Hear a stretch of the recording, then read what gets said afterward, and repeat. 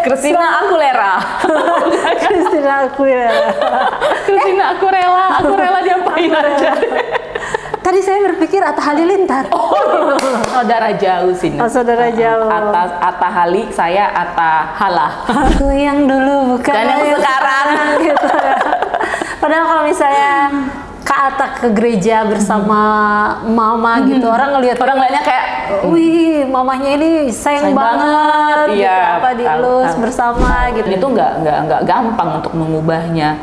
Bisa diubah, bisa, tapi ya butuh proses. Makanya kita butuh banget Tuhan, karena kita butuh banget Tuhan untuk bisa untuk bisa kayak gitu ya kan, jatuh bangun, menghajar kedegilan kita, menghajar kedegilan kita, hati kita yang keras ini, karena memang kan manusia kan cenderung hatinya keras kan, gitu.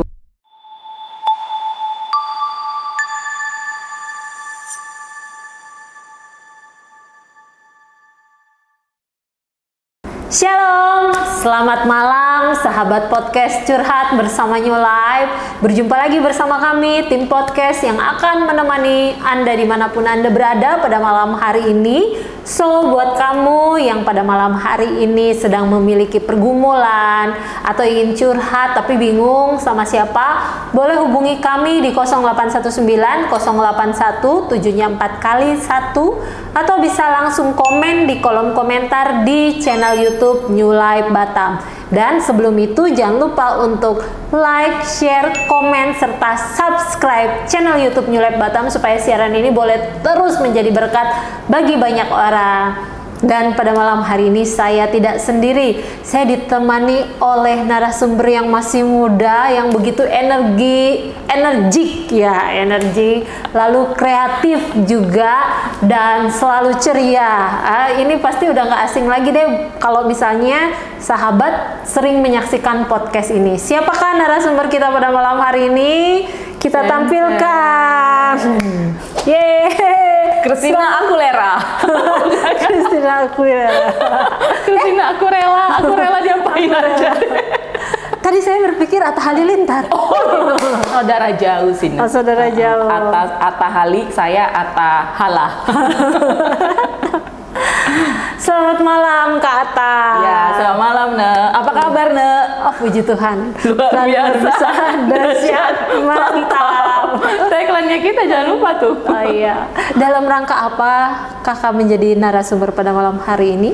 Dalam rangka tentang kita mau bahas mengenai luka masa kecil, Ne. Luka masa kecil. Oh iya, sesuai memang dengan judulnya. Oh iya, apa luka judulnya? masa kecil yang terperangkap di tubuh orang dewasa. Iya, iya. Tapi aku masih kurang setuju sih tadi Anda bilang tentang aku yang energik. Oke, masih muda, energik dan kreatif. Kalau energi sekarang udah agak mulai ini Sena. Udah mulai cepat capek sih. Udah mulai cepat. Tapi di seusia sepantaran memang Kakak yang paling energik. Oh ya, makasih. Yang aku lihat.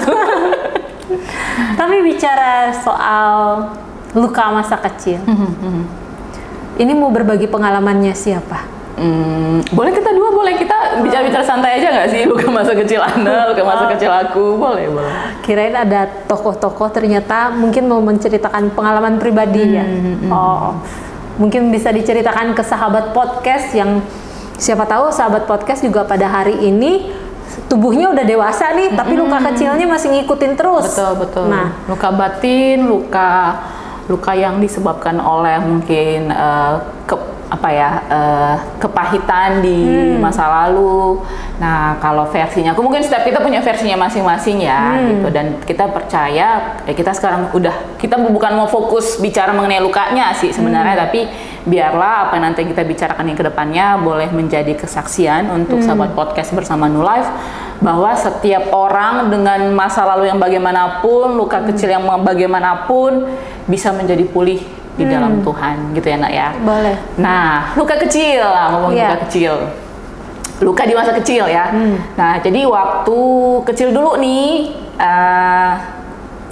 kebetulan aku lahir di keluarga orang Batak ya.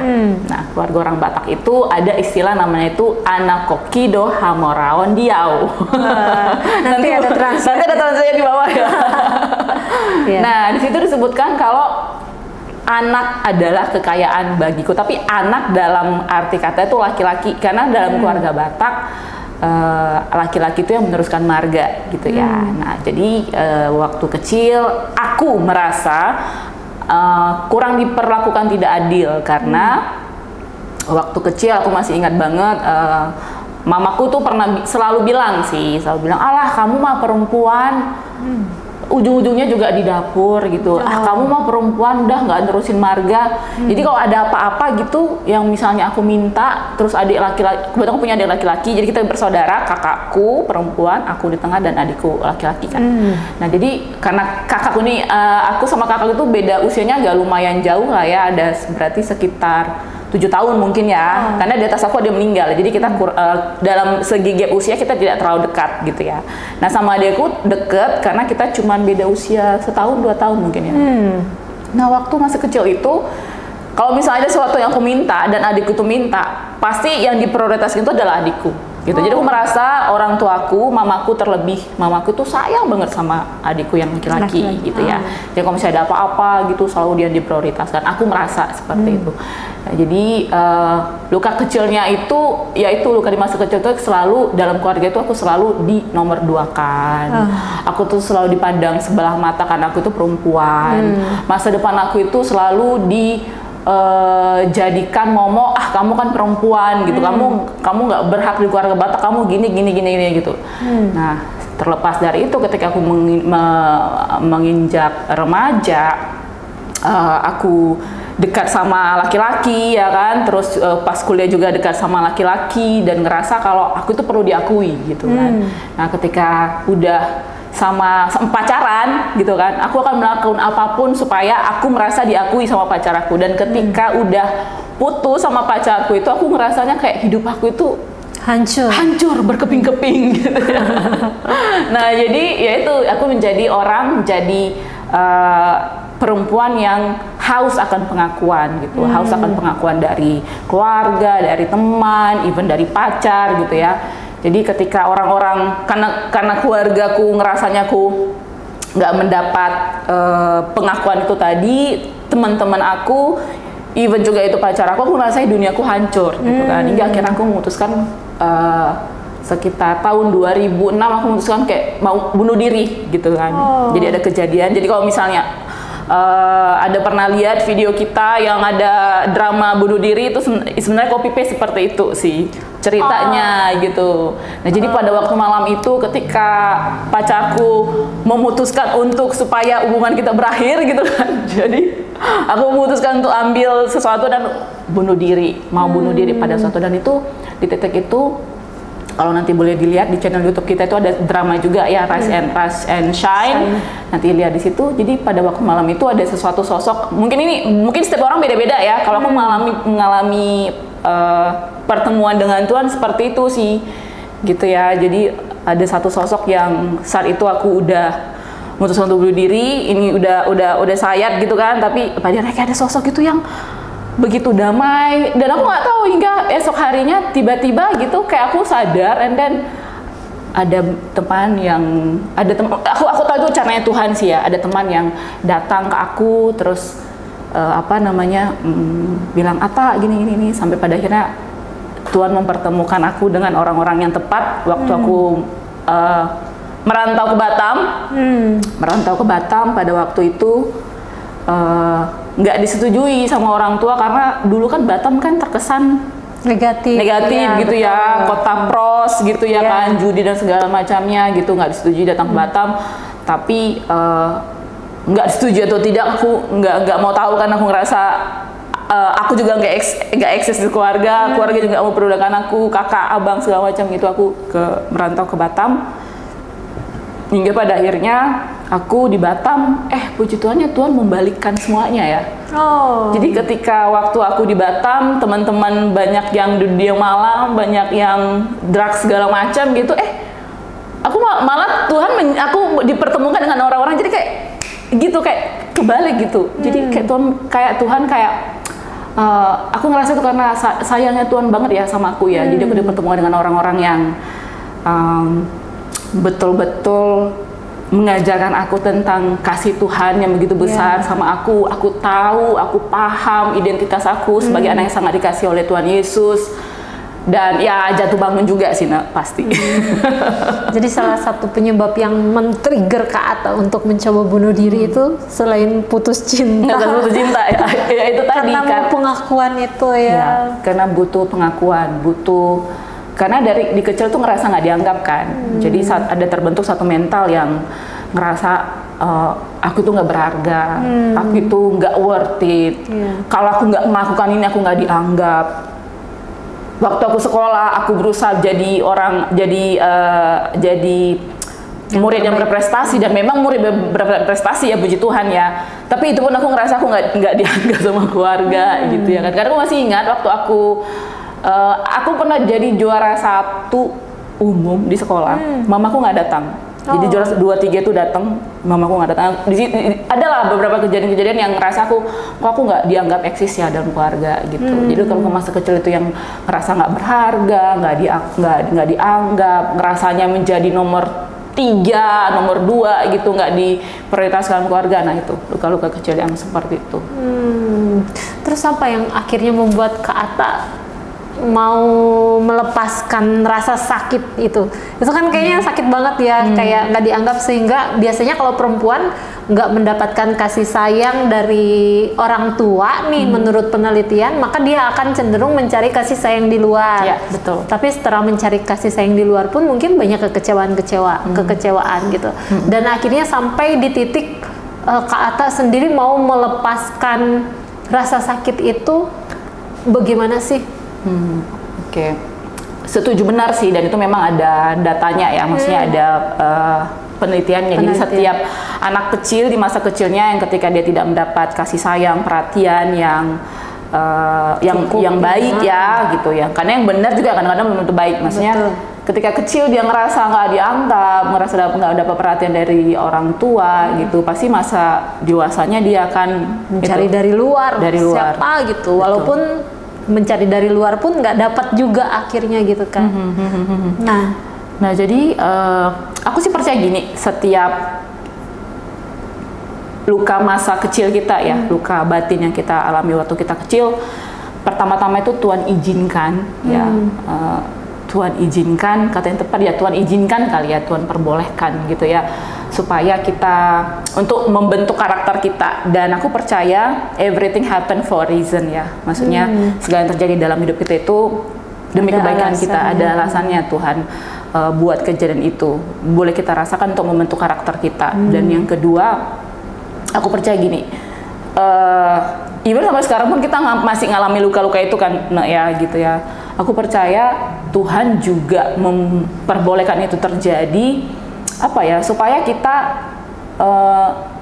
lebih mengandalkan Dia gitu dalam hidup kita, ya nggak sih? Jadi ketika ada orang kayak buat luka sama kita, buat kita kecewa, buat kita sakit hati gitu, kita percaya semata-mata kita boleh mengampuni orang itu, kita boleh memaafkan orang itu ya, karena ya Tuhan yang bekerja dalam. Kalau secara manusia kita nggak bisa mengampuni ya. Betul. Secara manusia kita bisa mengampuni. Kalau main perasaan sakit banget ya. Betul, kita nggak bisa mengampuni. Tapi aku percaya gini, ketika kita mengakui kalau ya kita tuh butuh Tuhan, kita butuh Roh Kudus ya untuk ngampuni. Even setelah udah aku pulih, mamaku malah tinggal sama aku loh selama 11 tahun. Itu permintaan beliau sendiri? Aku yang minta. Tapi mau ya? Mau. Jadi ada satu titik di mana mamaku adalah cancer survivor selama berapa tahun ya? Mungkin 14 tahun kali. Ya.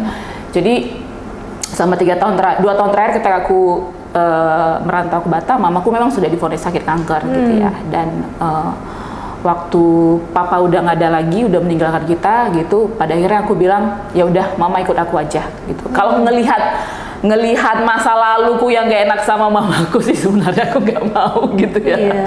Aku nggak mau tinggal ngurus maaf nih ya, orang tua yang udah tua sakit kanker gitu, yang dulu waktu kecil nyakitin kita gitu lah ya gitu. Tapi aku percaya ada kuasa Roh Kudus ya di sana ya, yang kayak kita juga secara pribadi aku juga ya, kita butuh kerendahan hati untuk mau gitu mendengar apa yang Roh Kudus bilang. Nah, jadi pada waktu aku memutuskan untuk mah tinggal sama aku yuk, biar bisa aku rawat. Jadi selama 11 tahun tinggal sama mamaku, itu nggak sampai misalnya tinggal seminggu 2 minggu kita langsung kayak biar normal gitu ya kan, sayang gitu. Nggak kayak gitu juga, semua itu butuh proses gitu ya kan. Jadi ya selama 11 tahun tinggal sama mamaku, kita juga jatuh bangun, berantem sering banget. Apalagi memang dari kecil kan aku ada luka batin itu ya sama mamaku ya. Tapi ya puji Tuhannya, aku ngerasa sih ya Roh Kudus tuh kayak betul-betul kayak membuat kita tuh sekarang tuh kayak semakin deket gitu. Ada satu yang dimana ya mungkin kalau misalnya aku nggak ngalami hal itu dulu gitu, luka kecil itu, aku nggak bakalan bisa pulih tinggal sama mamaku gitu. Dan ya sekarang kita udah semakin udah semakin deket banget gitu ya gitu. Sambil kayak sampai terakhir aku masih ingat banget gitu ya kan, kalau misalnya kita dulu masih ada ibadah sore makan gitu waktu di gereja itu kayak mamaku itu kayak sini biar mama sulangin gitu, terus suapin gitu kan. Jadi ya itu kan sampai kita udah kayak sini biar mama suapin, padahal aku apaan sih udah gede juga sulangin disuapin gitu kan, tapi enggak itu. Jadi mamaku juga ditambah menunjukkan rasa kasih sayang sama aku. Nah jadi ya, cara melepaskan rasa sakit. Oh ya tadi udah jawab ya, mengampuni itu sebenarnya enggak, itu mengampuni itu susah banget kalau secara manusiawi, tapi aku percaya bahwa ketika kita mau merendahkan hati, mau membuka hati selebar-lebarnya untuk mendengar Roh Kudus, karena mengampuni keputusan ya. Mengampuni itu keputusan. Jadi ketika memutuskan untuk mengampuni mamaku, mengampuni keluargaku, aku menjadi manusia baru, aku punya hati yang baru, dan ya semuanya jadi serba baru. Aku yang dulu mungkin ya semuanya butuh proses lah, nggak mungkin langsung 2 tahun 3 tahun gitu.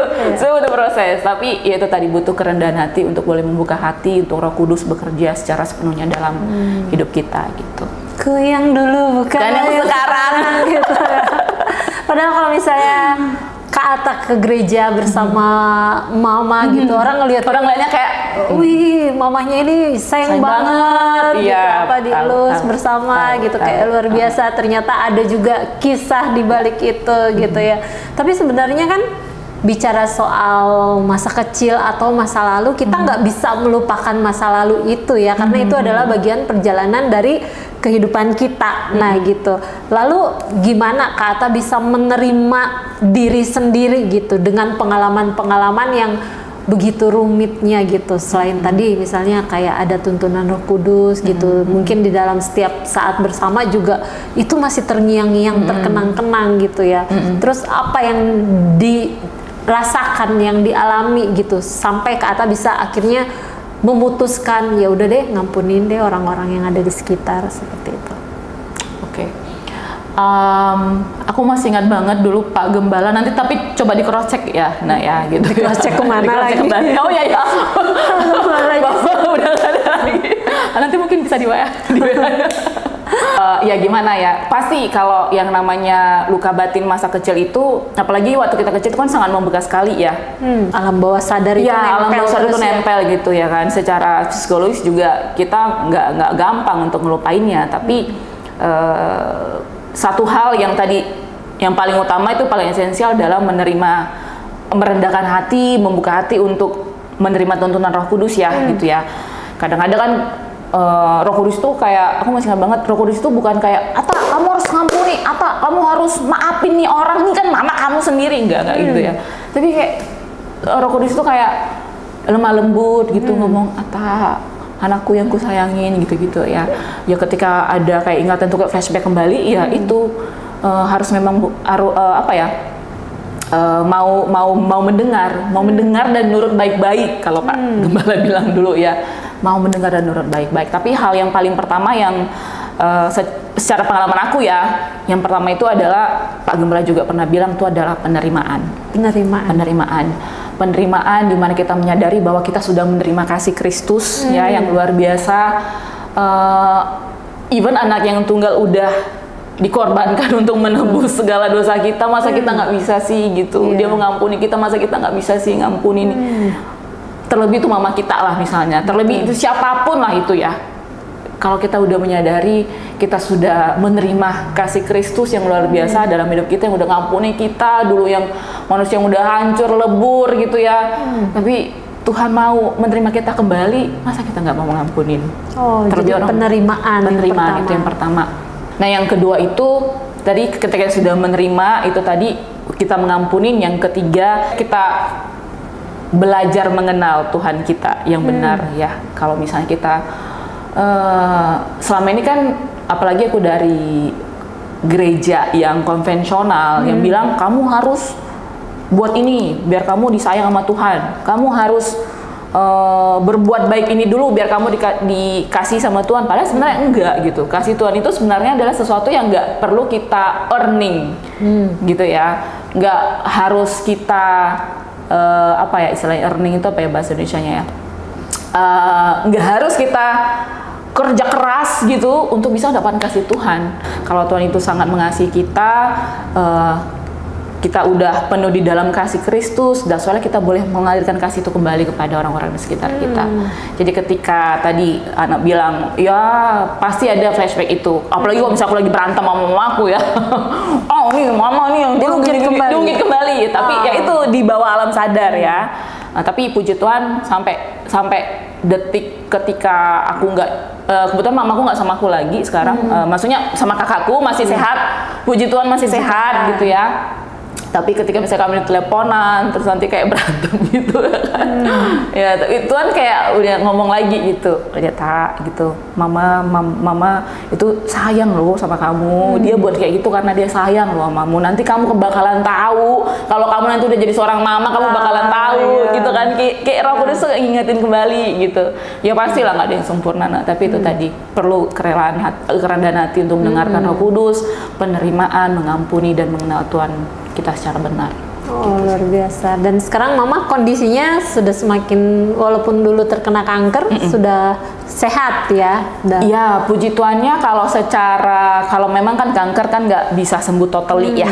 Jadi memang kalau dokter bilang sih ada, tergantung dari pola hidup. Kalau misalnya 5 tahun, 10 tahun tuh bisa kumat kembali. Tapi puji Tuhannya, mamaku sekarang memang udah pakai tongkat, tapi ya secara physically dia masih bisa makan banyak, masih bisa marah-marah, masih bisa minta uang kalau misalnya aku nggak ada uang nih beli ini, masih bisa.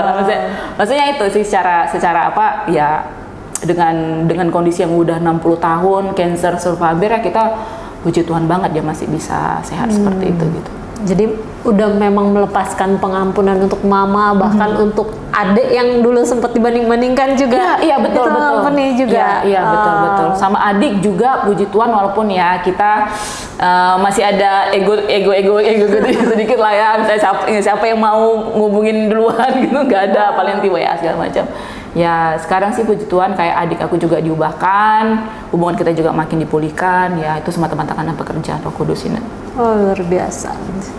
Lalu apa yang membuat ke atas sekarang, kalau misalnya lihat ya, kalau mungkin dulu hidup di dalam luka hati, kepahitan gitu ya, dan sekarang tiba-tiba melayani Tuhan gitu ya, secara luar biasa. Bahkan kami juga sempat terkagum-kagum dulu kerja di luar gitu ya, dengan ini gaji misalnya yang luar biasa gitu, tapi akhirnya memutuskan ini deh mau menyerahkan diri untuk full di pelayanan gitu ya. Apa yang membuat Kata kok punya pilihan seperti itu gitu, dan semakin bertumbuh di dalam Tuhan gitu? Kalau misalnya ditanya, sebenarnya keinginan untuk melayani itu udah dari 2 tahun yang lalu sih. 2 sebenarnya. Iya, 2 tahun yang lalu. That's why lah selama 2 tahun, nggak sih 4 tahun terakhir ya, sebelum aku memutuskan untuk melayani, aku udah mempersiapkan diri juga gitu ya, karena aku paham betul ketika nanti sudah melayani ya memang hidup betul-betul mengandalkan Tuhan ya gitu ya. Nah ya jadi aku memang untuk mempersiapkan semuanya gitu, maksudnya dari segi finansial, kesiapan secara finansial, kesiapan mental, dan yang paling pertama itu adalah ketika Tuhan tanya, kalau dulu kan masih kompromi gitu ya, masih kayak Ata mau melayani, enggak lah Tuhan, belum lah Tuhan, masih kayak gini loh Tuhan gitu. Tapi pada waktu kemarin, waktu terakhir kali Tuhan ada nanya gitu kan, kamu udah siap melayani? Siap Tuhan, gitu. Dan memang ya didoakan juga gitu ya. Karena memang nggak gampang yang dari yang biasa dunia sekuler terus tiba-tiba pelayanan gitu kan. Bukan tiba-tiba pelayanan sih, karena juga aku pelayanan sih udah dari lama, ya? Udah sekitar berapa tahun ya? Mungkin sekitar 6 tahun kali ya. Cuma belum full waktu. Belum full waktunya untuk melayani, dan sekarang memutuskan untuk melayani ya. Aku sih percaya itu karena Tuhan udah mempersiapkan aku ya. Secara semuanya lah, keseluruhannya gitu. Karena memang ketika melayani ya harus memang betul-betul ngandalin Tuhan kan, di situ gitu. Tapi setelah sekarang pulih semuanya dari segi luka masa kecil, mungkin dari sakit hati, kepahitan seperti itu, kira-kira setelah full melayani, dekat sama Tuhan, semakin dekat sama Tuhan, semakin bertumbuh dalam Tuhan, masih terjebak di area, masih ada nggak suka pikiran gitu kayak area masa kecil ini muncul kembali? Masih seperti yang tadi kita udah sebutin juga kan di sebelumnya. Kalau misalnya lagi ada bukan berantem lah, berargumen lah ya sama keluarga gitu kan, even sama kakak atau gimana gitu. Ya masih ada, aku juga dari kecil nggak pernah kalian perhatiin kok, gitu-gitu. Masih. Tapi puji Tuhannya ya, kalau misalnya kita aku kan tipikal orang kalau misalnya lagi berargumen sama orang itu, mending aku memberi waktu untuk diriku sendiri gitu ya. Jadi kalau misalnya aku lagi kayak nggak sependapat dengan keluargaku gitu ya, even sama orang-orang di sekitar aku sih, aku masih belajar sekarang kalau misalnya ada masalah, cekcok gitu, menenangkan diri dulu gitu karena kan. tipikal orang yang meledak-meledak. Yes, gitu ya. betul, kamu sudah, you know me so well. You know me so well ya. Jadi ya ketika ada kayak gitu sih ya, karena memang nggak bisa dipungkiri ya, karakter kita itu terbentuk karena masa kecil kita ya, gitu. Dan itu nggak gampang untuk mengubahnya. Bisa diubah, bisa, tapi ya butuh proses. Makanya kita butuh banget Tuhan, karena kita butuh banget Tuhan untuk bisa untuk bisa kayak gitu ya kan, jatuh bangun, menghajar kedegilan kita, menghajar kedegilan kita, hati kita yang keras ini, karena memang kan manusia kan cenderung hatinya keras kan, gitu kan. Jadi ya itu tadi ya kita harus benar-benar menyadari kalau kita benar-benar butuh Tuhan gitu. Even dalam segi kehidupan kita apapun lah ya, even pada waktu kita mau beli tomat misalnya di pasar gitu ya, padahal ini harganya murah nih ya kan, terus ini harganya lebih mahal tapi kayak kualitas bagus, beli yang mana ya? Beli murah aja, ini masih bagus, terus sampai di rumah busuk di dalam gitu ya kan. Maksudnya hal yang seperti itu aja, kita memang harus betul-betul kayak butuh Tuhan nggak sih untuk buat kita berespon dengan benar, memutuskan keputusan yang benar gitu nggak sih? Terus kayak memilih, even kayak pasangan hidup. Ya banyak hal sih, makanya itu tadi karakter, aku percaya gini, karena memang ya banyak sih artikel juga menyatakan ya karakter kita terbentuk karena dari masa kecil kita kan, pola didikan asuh orang tua juga ya. Betul. Nah jadi ya, dan itu nggak gampang untuk merubahnya. Nah itulah mengapa kita butuh waktu kan mengenal suara Tuhan tadi, butuh waktu untuk diri kita sendiri merenungkan firman Tuhan supaya kita bisa lebih mengenal lagi nih suara Roh Kudus gitu. Karena kita nggak bakalan bisa dengar suara Kudus kalau kita nggak meluangkan waktu untuk bersama-sama dengan Dia gitu kan.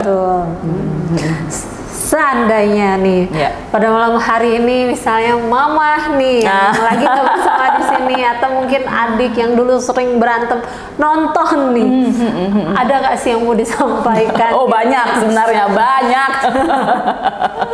Banyak ya. Ya tapi satu hal yang pasti, yang kita nggak bisa milih ya, kita dilahirkan di mana gitu ya.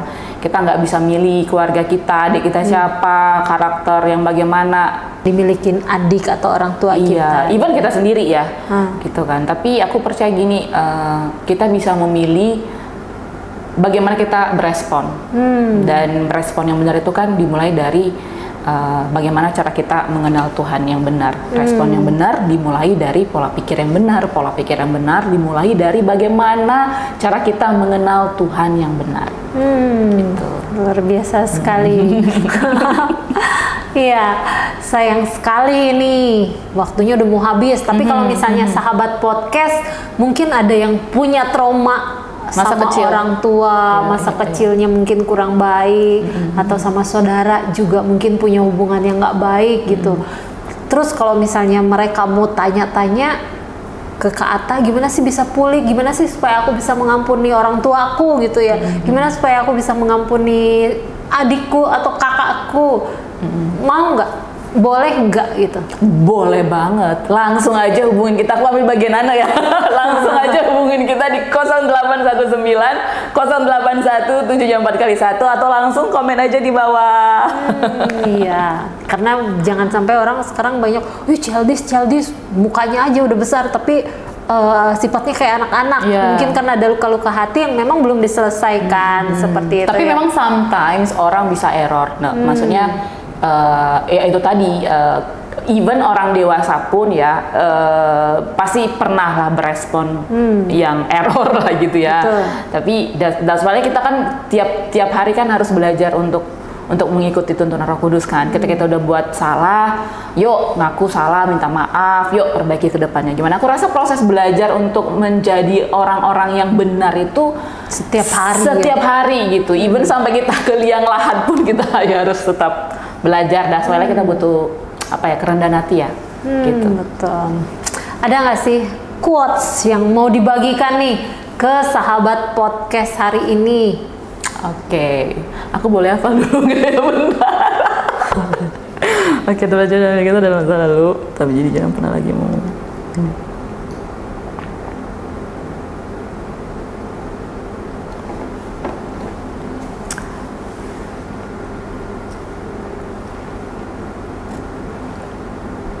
Oke, nih quote yang ngarangnya ini sebenarnya 2 minggu ya. Enggak 2 minggu sih. Ini malah quote-nya dari salah satu bapak rohaniku ya, gitu ya. Dan dia pernah bilang seperti ini, tempat yang terjauh dalam hidup kita itu adalah masa lalu, ya kan? Karena mau gimana pun caranya kita nggak bakalan pernah bisa kembali ke masa lalu, nggak sih? Ya, jadi jangan pernah lagi deh mau balik ke sana, gitu ya. Dan aku percaya setiap luka yang kita alami di masa kecil, ya luka batin di masa lalu yang kita boleh lewati itu sebenarnya ada rencana Tuhan di dalamnya, gitu. Dan aku percaya yang paling penting ketika kita boleh melewati itu semua itu untuk mengajarkan kita bagaimana sih indahnya pemulihan di dalam Tuhan. Terlebih lagi mengajarkan kita untuk lebih menyadari bahwa ya kasih Tuhan itu sangat besar untuk setiap kita gitu. Dan hanya semata-mata hanya kasih Tuhan lah yang boleh memulihkan setiap kita. Gitu. Jadi perlu menerima kasih Tuhan terlebih dahulu, betul ya. Sehingga kita baru bisa mengasihi sesama kita. Lain, ya. Oke, luar biasa sekali Kata. Kalau suatu saat diundang lagi jadi narasumber, bersedia ya? Mikir kayaknya. Kayaknya mikir kebanyakan cut-cutnya tadi soalnya. Oke, tapi luar biasa sekali dan saya percaya bisa memberkati sahabat podcast dimanapun yang menyaksikan, yang mungkin memiliki juga trauma atau luka hati masa kecil sampai sekarang udah besar pun masih menghantui gitu ya. Dan dengan apa yang di-sharingkan ke atas, saya percaya bisa memberkati dan menjadikan nilai-nilai buat sahabat podcast di sana supaya bagaimana hubungan dengan keluarga, dengan orang tua bisa dipulihkan juga. Oke, terima kasih banyak Kak Ata buat waktunya, buat nilai-nilainya, buat kesaksiannya. Thank you Ana Kemofu. Tuhan memberkati. Sama-sama. Iya, dan terima kasih banyak juga kepada sahabat podcast yang sudah menyaksikan siaran ini. Kami percaya siaran ini boleh menjadi berkat selalu bagi setiap kita supaya kehidupan kita menjadi lebih baik lagi dan lebih bermakna. Dan jangan lupa untuk terus menyaksikan podcast Curhat bersama New Life setiap hari Kamis jam 7 malam hanya di channel YouTube New Life Batam. New Life, yeay! Bye. Tadi aku belum itu loh. Apa? Foto. Iya, sama. Yang foto baju tadi. Ini dulu